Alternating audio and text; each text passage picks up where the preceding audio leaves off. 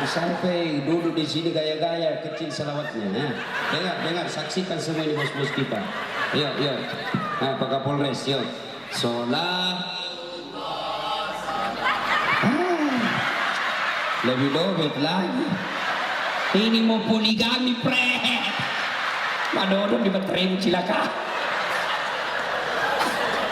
Nah, ibu bapak, saudara-saudara sekalian, teristimewa yang kita hormati, yang kita muliakan, Habib Zaki Muhammad bin Yahya dari kota Pontianak yang setia menemani dan mengawal saya, bukan mengawal, mendampingi saya selama saya berada di Kalimantan Barat. Yang kita hormati Bapak Bupati Kabupaten Sambas, yang saya kira salah orang paling kecil di atas panggung ini, ternyata lebih kecil lagi Bupati. Tapi jangan salah, orang kecil lincah pergerakannya. Bandingkan polisi yang besar perutnya, tidak bisa lari. Dan spesial yang kita muliakan dan kita hormati, Bapak Kapolres beserta seluruh jajarannya yang insya Allah dimuliakan dan dirahmati oleh Allah Subhanahu Wa Taala. Ada polisi di sini? Ada?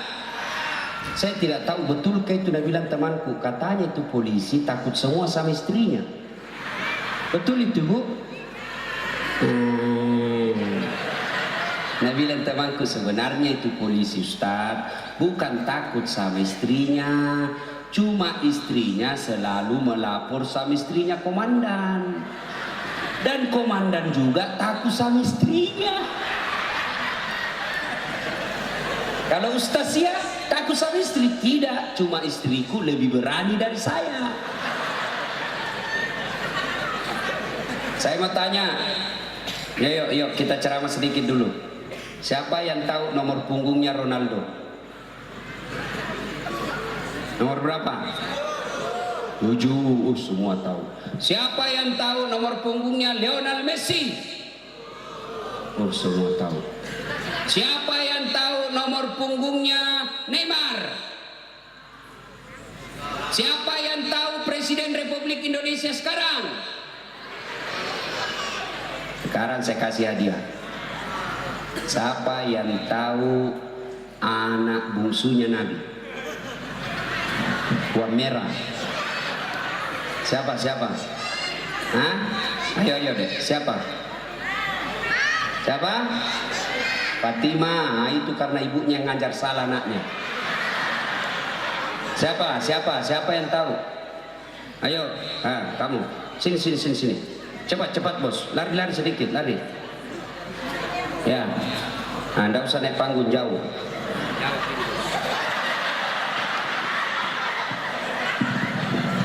Jawab.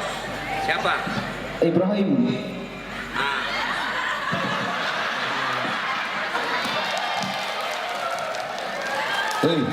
Beda itu uang Kapolres dengan uang Ustaz. Ayo. Nah, tujuannya kita maulid, kita mau tahu sejarahnya Nabi. Sekarang banyak orang tidak tahu sejarah Nabi. Ayo, siapa anak bungsunya Nabi? Tak tahu. Siapa nama istri pertamanya Nabi? Tidak tahu. Kenapa disebut tahun gajah? Karena bukan tahun kambing. Gimana kalau contoh Nabi? Lionel Messi tidak kenal sama kamu, Neymar tidak kenal sama kamu, Ronaldo tidak pernah kau didoakan. Nabimu Muhammad sallallahu alaihi wasallam, dunia akhirat beliau selalu doakan kita. Kita bisa tahu sholat, kita tahu menghambakan diri kepada Allah, kita tahu rukun-rukun Islam dari Rasulullah. Masa sejarah Nabi kita tidak tahu? Itulah tujuannya maulid. Diajak kita datang ke Polres, kita tahu, dengar sejarah Nabi, supaya kita bisa contoh. Jadi polisi, contoh Nabi. Jadi suami, contoh Nabi. Jadi pedagang, contoh Nabi. Jangan malah Nabi yang selalu cinta kita tidak tahu. Bagaimana contoh Nabi kalau kau tidak tahu sejarahnya Nabi? Ini mingguannya maulid. Karena momennya Rabiul Awal, maka disebut maulid. Maka kalian yang tidak mau maulid tidak usah, tapi jangan kau tuduh kita sesat.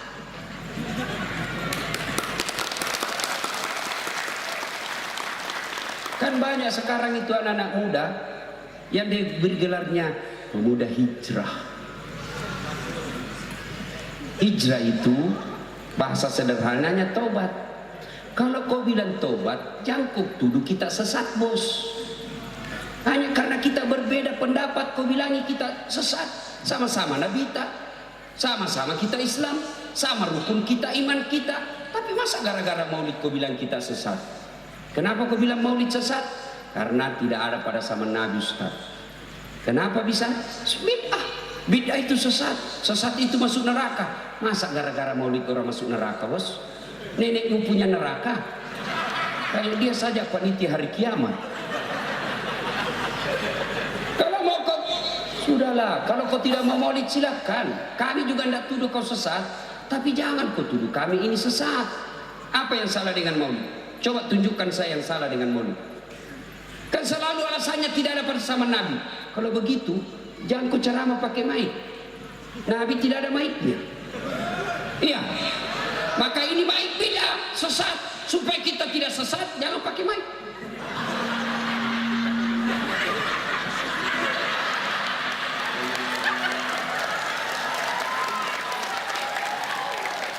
Nah, itu. Ya. Nabi dari Madinah ke Mekah naik haji pakai apa? Pakai onta. Maka silakan jangan pakai pesawat karena pesawat bid'ah. Pakailah kau onta dari Sambas. 15 tahun dah sampai ke Beleng-Beleng. Yang paling enak kau tidak mau maulid silakan, tapi jangan kau bilang kami sesat. Enak toh. Apa yang salah dengan maulid? Coba tunjukkan saya apa salahnya maulid. Satu, apa yang salah? Tadi maulid kita dengar apa? Pembacaan ayat suci Al-Quran. Mana ada ayat yang melarang mendengar ayat suci Al-Quran? Ayo. Dengan maulid kita bersilaturahmi. Yang tadinya Bapak cuma lihat Ustaz Dasad di YouTube, di WhatsApp, alhamdulillah malam ini ketemu langsung, bisa lihat secara langsung. Iya toh? Cuma yang saya tidak suka kalau dilihat saya secara langsung dia bilang, ih kecil aja orangnya. Yang paling menjengkelkan kalau dia bilang, ih itu juga bajunya waktu di YouTube.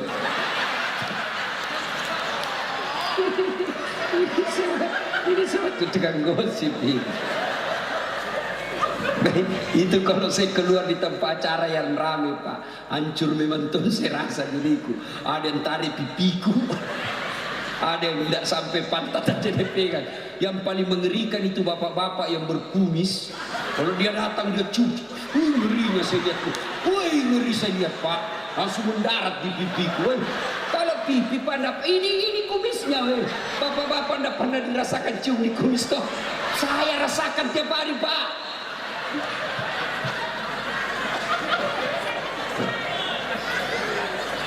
Kadang-kadang ada juga yang peluk kita, dia kasih pindah bau badannya sama kita. Bahkan saya pendek, dia peluklah saya, masuklah sedikit.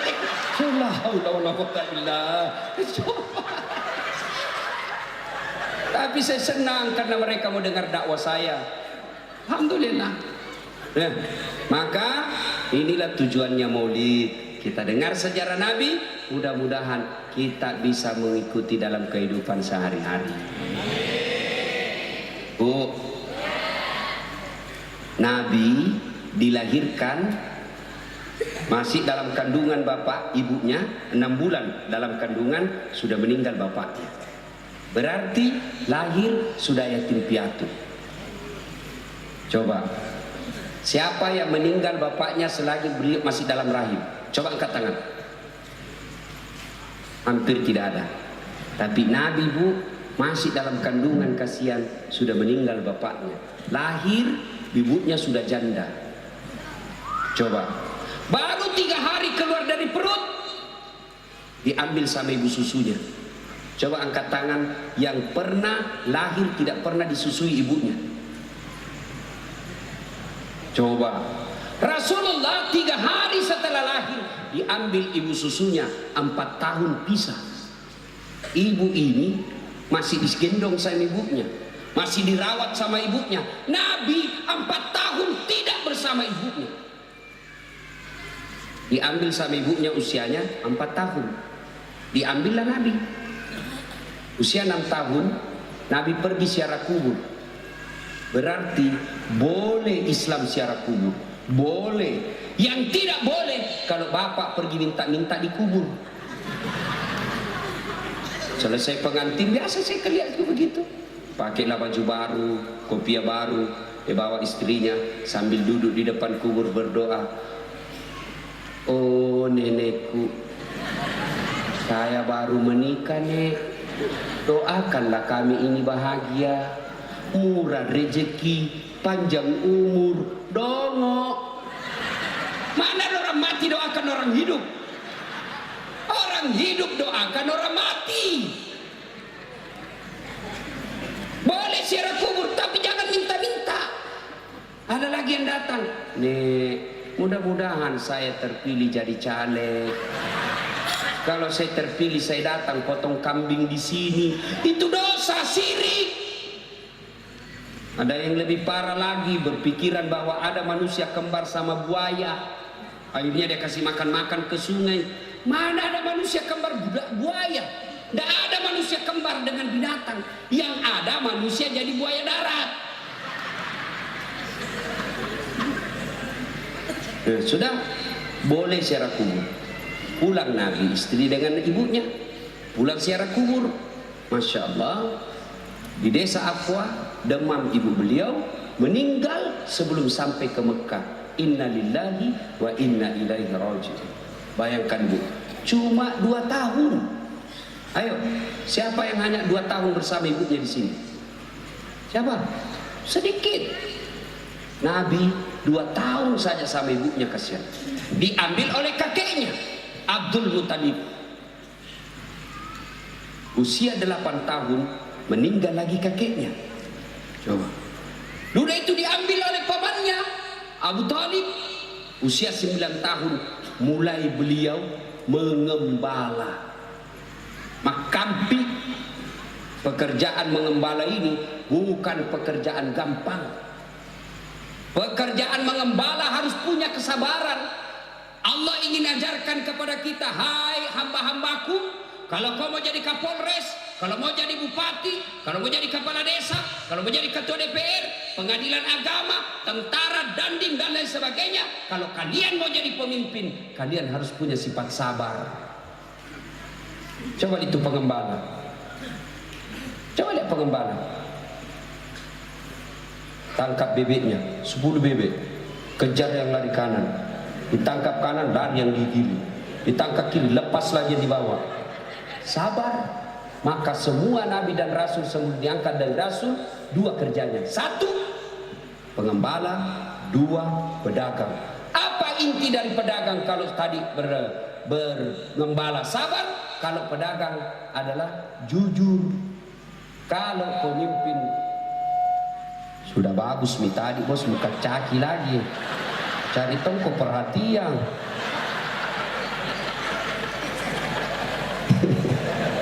Salatullah salam. Ayo keras, ayo keras. Toha Rasulih. Kenapa bapak tentara diam-diam? Ayo. Ala Yasin. Alhamdulillah. Terima kasih. Sudah. Usia 12 tahun Nabi mulai perang. Bukan perang antar agama, tapi perang antar kelompok waktu itu. Nabi tidak pegang pedang, Nabi tidak pegang panah, tapi Nabi hanya disuruh untuk mengumpulkan mata panah, dikasih kepada tetua yang berperang. 16 tahun Nabi mulai berdagang. Dagangnya bukan antar provinsi, tapi antar negara, dari Mekah ke Syam. Bukan pakai pesawat, pakai onta. Sampai di Syam dilihat sama pendeta Bukhairah. Perlu bapak tahu, orang yang mengenal Nabi sebagai Rasul seorang pendeta. Nabi di atas onta dilihat oleh pendeta, namanya pendeta Bukhairah.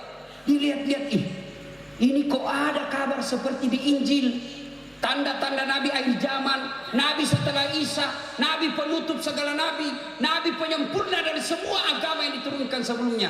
Ialah ini. Kemana dia jalan? Dilindungi oleh awan. Nabi ontanya ke kanan, awan ke kanan. Onta Nabi ke kiri, awan ke kiri. Nabi maju, awan maju. Pendeta Bukhairah berkata, ini tanda-tanda Nabi ini. Lalu pendeta Bukhairah mendatangi sahabatnya yang tak lain pamannya Nabi, Abu Talib. Abu Talib, sekali, sini dulu. Siapa namanya di keponakanmu? Muhammad. Kata pendeta, sama dalam Injil. Ciri Nabi yang kedua itu namanya Ahmad. Keponakanmu ini. Pendeta Bukhairah penasaran, dipanggil masuk ke gereja. Disuruh buka pundaknya. Buka pundaknya, ini ada tanda kenabian. Menurut Injil, tanda kenabian ada 3. 1, dilindungi oleh awan. 2, namanya Ahmad. 3, ada belakangnya hitam. Orang Bugis bilang baba. Tahu baba? Saya tidak tahu apa bahasa Indonesianya. Hah? Itompen itu kalau di pipi. Pokoknya baba bahasa Indonesianya ya baba. Oh, hitam sini. Lalu pendeta Bukhairah berkata, Abu Talib tawanku, bawa pulang cepat ini ke makammu. Sudahlah, tidak usah kau teruskan daganganmu, kau pulang cepat. Karena kalau didapat orang Yahudi, dia bunuh ini. Dari dulu ini dicari orang Yahudi. Nabi pulang. Usia 25 tahun, Nabi mulai bekerja sebagai eksekutif, pemuda pedagang. Kira-kira sekarang anak muda hikmilah.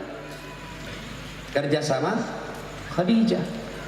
Setelah menikah dengan Khadijah, punya anak pertamanya namanya Qasim. Ringkas kisah, usia 40 tahun mulailah Nabi menerima wahyu pertama, dapat surat Iqra, diangkat menjadi Nabi dan Rasul. Apa orang-orang Mekah cinta? Makin dimusuhi Nabi, dihina, diusir, dilempari. Rumah beliau dikasih tai, kotoran, dikasih duri-duri. Siapa yang memberikan duri-duri? Siapa yang mengotori rumah-rumah Nabi? Dikasih tai onta, dikasih kotoran manusia. Siapa? Bukan orang lain. Siapa? Pamannya sendiri, Abu Lahab beserta istrinya. Makin dimusuhi, makin dilempari. Suatu ketika Nabi lagi tawaf bersama dengan sahabat, tiba-tiba datang Abu Jahal, mau memukul Nabi. Ada Abu Bakar di depannya. Abu Bakar berkata, jangan, kami damai, jangan kau pukul. Abu Lahab jengkel, dia pak, pukul Abu Bakar dengan batu, pingsan Abu Bakar. Lalu Nabi pun meninggalkan tempat, dibawa oleh Abu Bakar. Berkali-kali Nabi diserang, diperangi, bahkan puncaknya diusir dari kampungnya. Sejak dari perut sampai usia beliau wafat, hidup penuh dengan susah dan masalah. Berarti pelajaran kita, tidak ada manusia yang tidak ada masalahnya. Jangankan ibu-ibu perantau, jangankan bapak-bapak pegawai honor. Ada pegawai honor di sini? Ada? Banyak. Namanya PTT, pegawai tidak tetap. Sudah itu TTP, tetap tidak pegawai. Saya tahu kalau lagunya itu pegawai honor. Apa lagunya? Berakit-rakit dahulu, berenang-renang ke tepian, sakit-sakit dahulu, susah-susah dahulu, lalu kemudian berbahagia.